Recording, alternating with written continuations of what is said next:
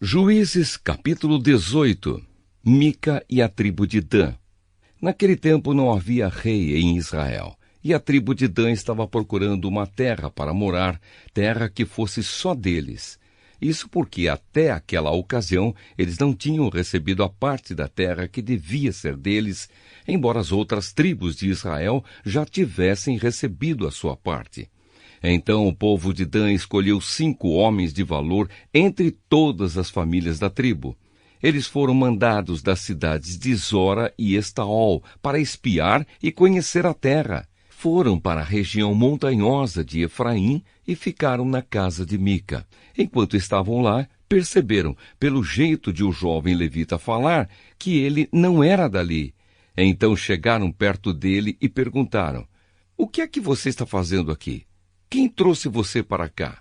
Ele respondeu: "Eu fiz um trato com Mica. Ele me paga para ser sacerdote dele." Aí disseram ao moço: "Então pergunte a Deus se nós seremos bem-sucedidos na nossa viagem." O sacerdote respondeu: "Não se preocupem, o Senhor Deus estará com vocês nesta viagem." Então os 5 homens saíram dali e foram para a cidade de Laís. Chegando lá, viram que o povo daquele lugar vivia em segurança como os sidônios. Eram pacíficos e calmos e não tinham brigas com ninguém. Eles tinham tudo o que precisavam. Moravam longe dos sidônios e viviam afastados dos outros povos. Quando os 5 homens voltaram para Zora e Estaol, a sua gente perguntou o que eles haviam descoberto. E eles responderam: "Vamos atacar. Nós vimos a terra e ela é muito boa. Não fiquem aí parados. Vão depressa e tomem a terra. Lá vocês vão ver que o povo não desconfia de nada. A terra deles é grande e tem tudo o que é preciso, e Deus a está dando a vocês." Então 600 homens da tribo de Dan saíram de Zora e Estaol prontos para a luta. Subiram e acamparam a oeste da cidade de Quiriate-Jearim, na região de Judá. É por isso que aquele lugar é chamado até hoje de Campo de Dan. Dali foram para a região montanhosa de Efraim e chegaram à casa de Mica. Aqueles 5 homens que haviam ido espiar a terra ao redor de Laís disseram aos seus companheiros: "Vocês sabiam que numa dessas casas há um ídolo de madeira folheado à prata?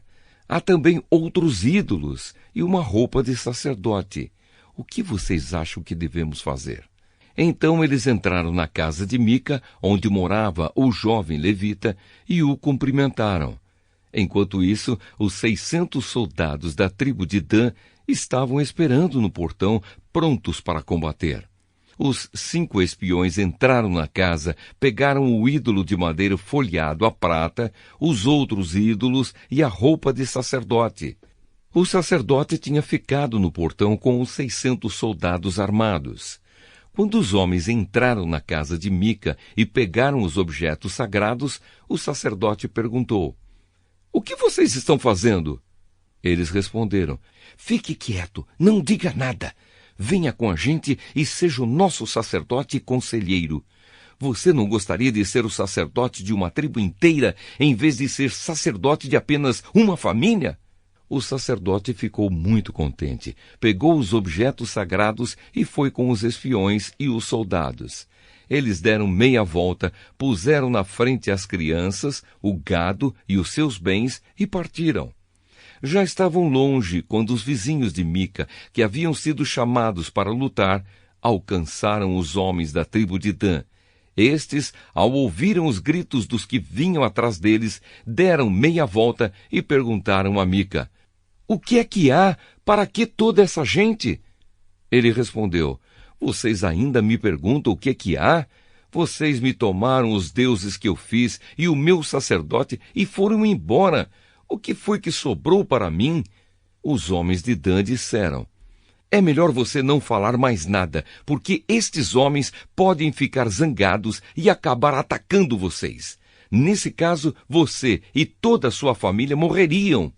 Depois de dizerem isso, os homens de Dan partiram.